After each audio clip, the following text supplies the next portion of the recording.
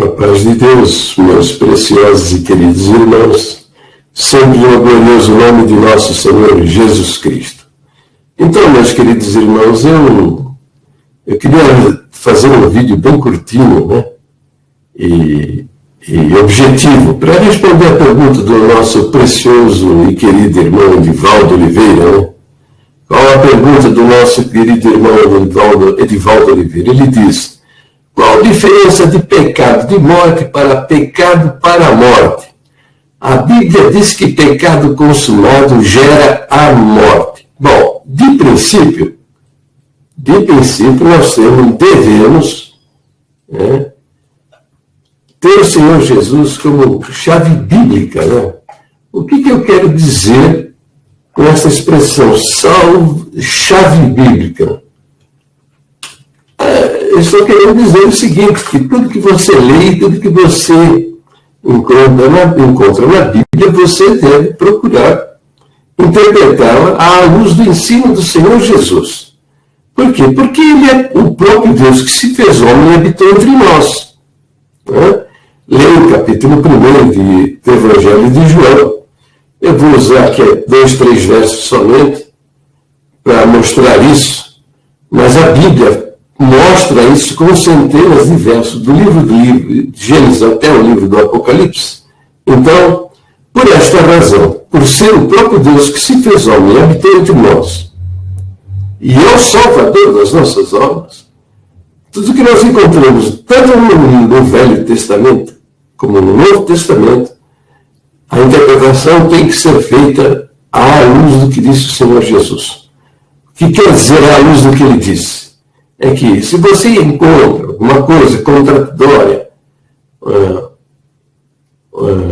incompreensível, né, que lhe pareça assim estranha, entre o que disse Jesus e o que disse Paulo, por exemplo, Paulo apóstolo, ou Pedro apóstolo, ou Judas, aquele que tem uma carta na sua Bíblia, e foi o apóstolo Judas, né? Lhe parece estranho entre o que disse Pedro e o que disse Jesus? Fique com o ensino do Senhor Jesus. Esqueça Pedro. Porque Pedro, Paulo, Judas, somos nem mosquitos na presença do Senhor Jesus. Tá? Somos vermes.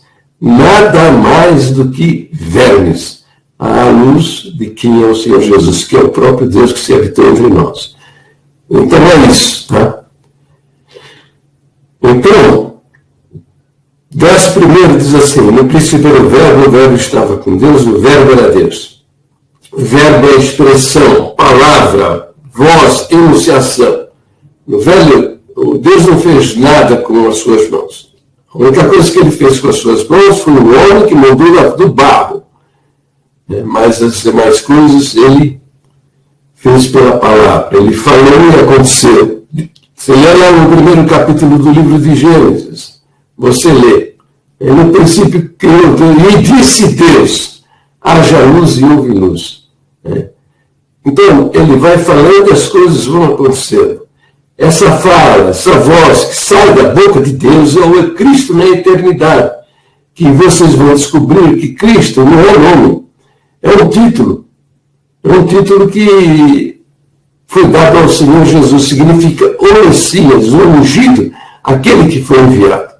E Jesus, você lê lá no livro de Mateus, no livro de Lucas, o anjo veio e apareceu a José, apareceu a Maria, mandou que aquela criança fosse colocada para receber o seu nome de Jesus.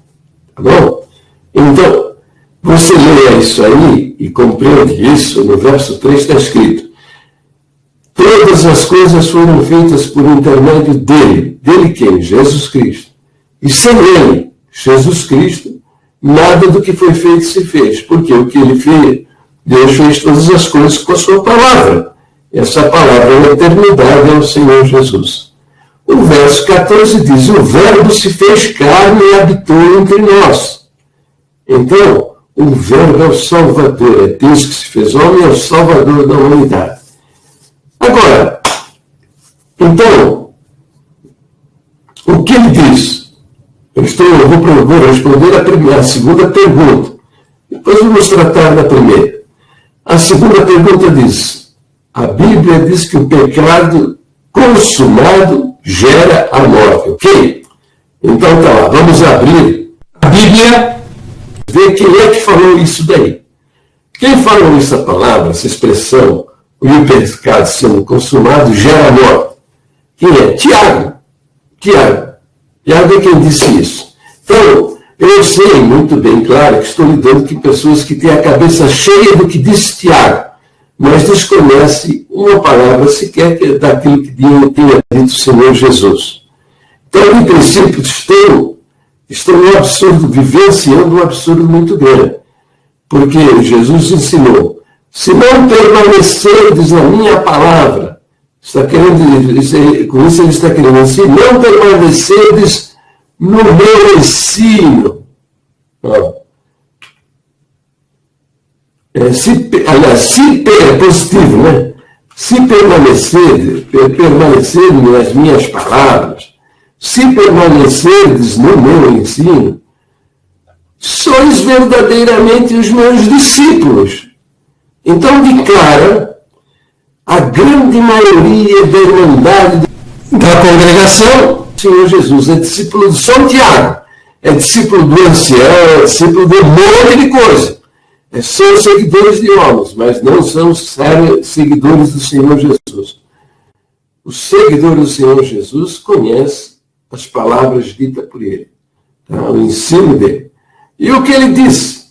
O que disse o Senhor Jesus no que se refere ao verso aplicado aqui? Tem duas aplicações, então. Gera morte. A morte, temos aqui, morte de quem? Morte do crente ou do incrédulo. A quem Tiago escreveu esse verso? Tiago dizia: o pecado sendo consumado gera morte. Ele está escrevendo para crentes, não está escrevendo para homens mundanos. Então, que pecado é esse que gera morte? É morte física ou é morte espiritual? É isso que nós vamos ver. Para entender, então, a morte do crente, nós temos, se o crente morre física ou espiritualmente, no caso do pecado, nós vamos procurar o ensino do Senhor Jesus. O que ele disse lá no capítulo 10 do Evangelho de João. Ele diz o seguinte, vamos lá, capítulo 10 do Evangelho de João. Estou abrindo aqui a Bíblia online. Capítulo 27 e 28. Disse assim: as minhas ovelhas ouvem a minha voz. Voltando àquele versículo que eu citei anteriormente. As minhas ovelhas, né? Se vós permanecerdes nas minhas palavras, sois verdadeiramente os meus discípulos. Aqui novamente, ele está dizendo: as minhas ovelhas ouvem a minha voz. Quer dizer, elas permanecem na palavra dele. Eu as conheço e elas me seguem. E eu dou-lhes a vida eterna, e nunca hão de perecer. E da minha mão ninguém as arrebatará. Não, da mão do Senhor Jesus ninguém pode tirar. O verso 29 ele diz: o Pai que me deu estas ovelhas é maior do que todos. E da mão do Pai ninguém pode arrebatar. Então são dupla garantia. A mão do Senhor Jesus, o crente está na mão do Senhor Jesus e ainda tem a mão do Pai guardando o crente. Tá certo? Muito bem. Agora, que morte... Então, o crente não morre fisicamente. O crente morre espiritualmente. O crente, o Senhor pode matar a carne para salvar a alma. E provo isso. Leia lá vamos lá em 1 Coríntios, capítulo 5, onde, nos primeiros versículos, encontramos um crente que fornicou, né? Ele era solteiro, ele fornicou com a mulher do pai dele. A mulher do pai dele cometeu adultério. E ele, como era solteiro, ele fornicou. Ele deitou com a mulher do pai dele, ele não deitou com a mãe dele. Ele deitou com a madrasta dele. Então diz, Paulo escreve, né? Geralmente se ouve que há entre vós fornicação, e fornicação tal que nem se ouve entre os gentios. Quer dizer, no mundão velho, Paulo está dizendo que nem se escuta falar isso. Agora, no meio de vocês, crentes, seguidores do Senhor Jesus, tem aí um fornicário que deitou com a mulher do pai dele. E verso 2 diz, vocês estão orgulhosos, ensoberbecidos, né? Não deveriam, quando vocês deveriam estar tristes, porque vocês não disciplinaram essa pessoa. Ele está ainda no meio de vocês aí, beleza, não está acontecendo nada com ele. É isso que Paulo está dizendo no verso 2, estáis ensoberbecidos, orgulhosos, cheios de vaidade, nem ao menos vos entristeceste por não ter sido tirado dentre vós quem cometeu tal ação. Depois 3. Eu, na verdade, ainda que ausente no corpo, mas presente no espírito. Quer dizer, ele estava aí convocando a igreja de Corinto a orar.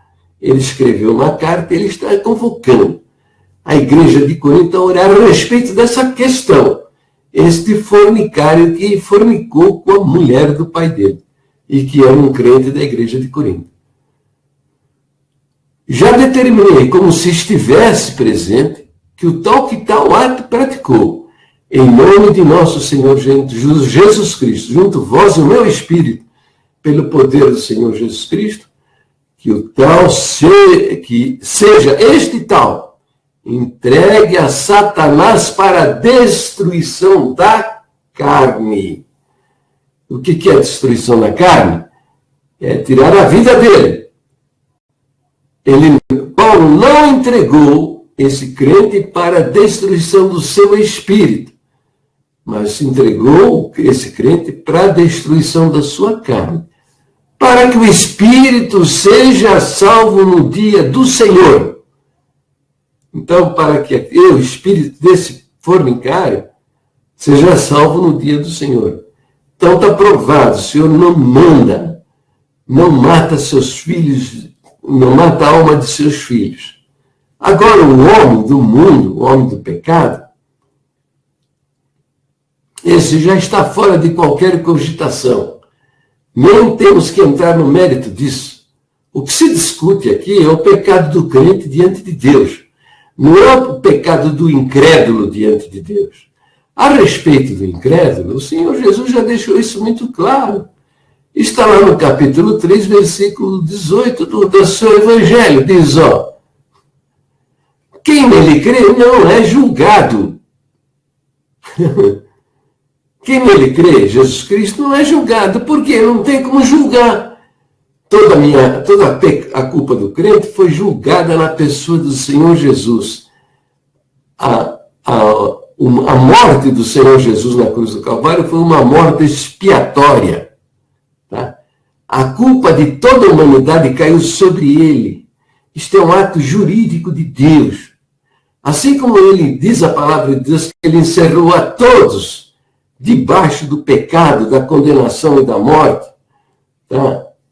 Para usar de misericórdia para com todos, ele encerrou a todos. Ele, evidentemente, tem gente melhores, umas pessoas melhores do que outras, mas ele colocou todos debaixo do pecado para usar de misericórdia para com todos. Por isso, então, esta é a misericórdia de Deus. A graça é que ele fez um ato jurídico que justifica a todos. Que ato jurídico é esse? Ele pagou na cruz do Calvário o pecado de toda a humanidade. Para sempre. De todo homem, todo tempo, toda época e todo lugar. Quem é que se beneficia desse ato jurídico? O que crê. É aquele que acredita que esse Deus maravilhoso se fez homem e deu a sua vida na cruz do Calvário. Tá? Bom, então aqui surgiu mais outra pergunta. Aí é expressa assim de uma maneira que dá muita dó, sabe? A pessoa que não sabe absolutamente na palavra de Deus. O comentário do do Edivaldo Oliveira é o tal do kkkk. Ele faz uns 15. Edivaldo, só 10, 3 tá bom, né? Fazer uma coletânea de kkkk para mostrar que você achou isso muito engraçado. Escreve Jair com 5 R's. Biblicamente falando, deixa de ser burro, cara. Jair, se o pecado gerasse a morte física, quantas pessoas existiam na Terra? Homem, biblicamente, deixa de jumento. Ele quer dizer, deixa de ser jumento, cara. Já vi burrice Bíblia, mas como você é o primeiro. Então vamos lá ler o livro de Gênesis, capítulo 1. Desde o primeiro livro da Bíblia você aprende isso. Então, o Senhor, ele disse, eu acho que é o capítulo 3, certamente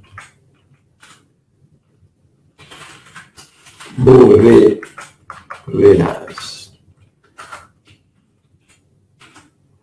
Vamos ver aqui no livro de Gênesis o que está escrito.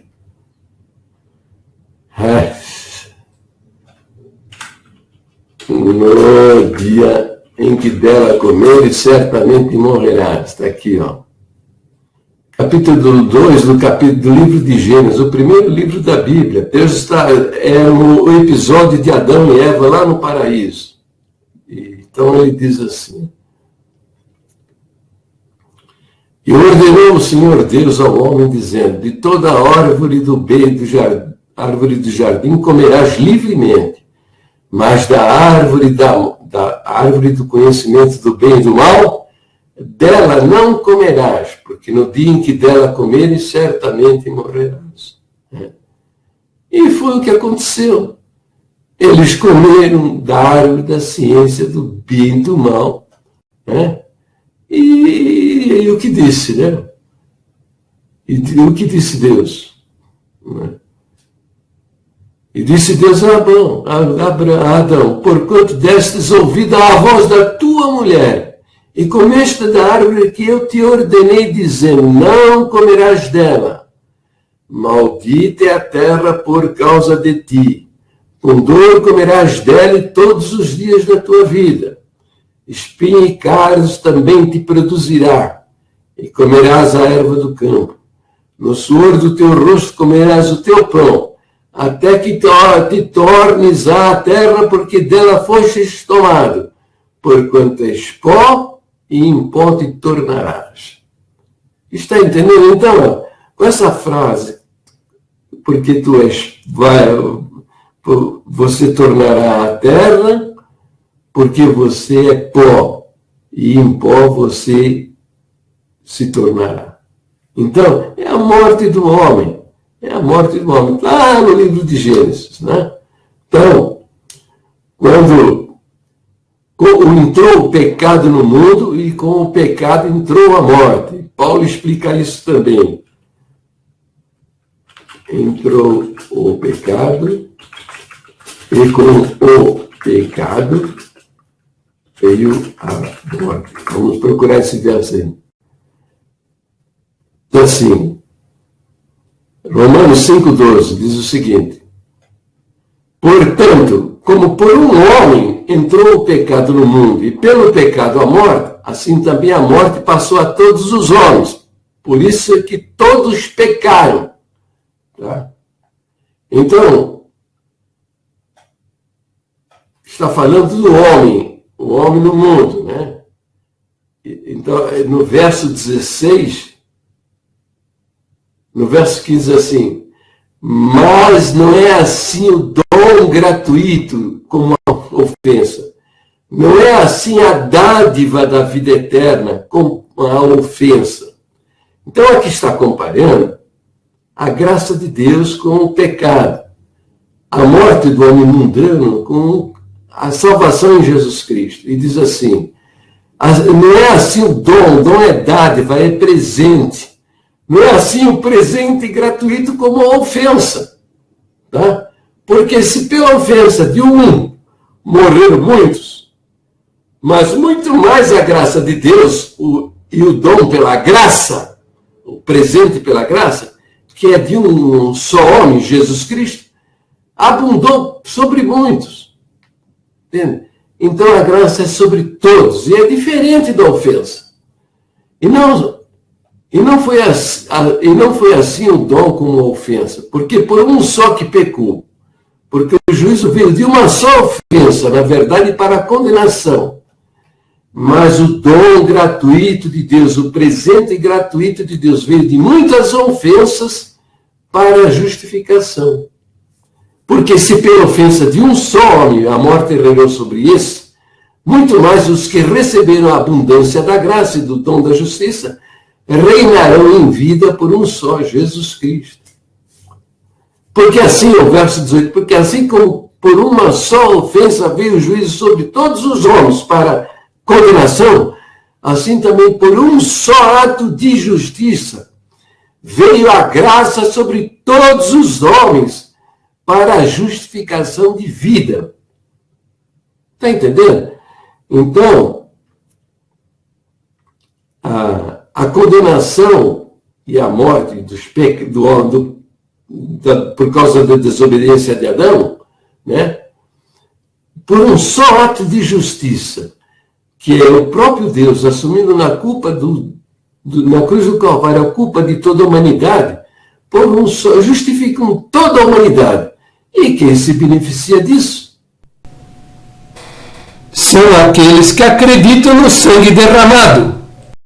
Aqui no 21 diz assim, ó, para que assim como o pecado reinou na morte, também a graça reinasse pela justiça para a vida eterna por Jesus Cristo, nosso Senhor.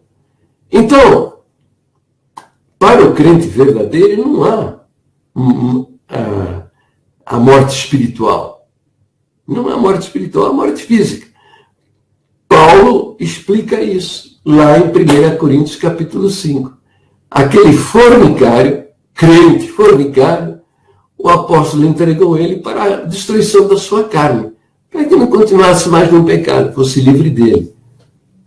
Então é simples isso. Então, não há o que um argumento absurdo ainda, né? Se o pecado gerasse morte física, quantas pessoas existiam na Terra? O pecado está gerando a morte física, né? E estão morrendo, todos morrem, inclusive você vai morrer, porque você não deixou da sua condição de pecador. Todos nós somos pecadores, né? Paulo fala, miserável homem que sou, que o bem que eu quero fazer eu não faço, mas o pecado sim, esse eu pratico. É um pecado inerente ao ser humano.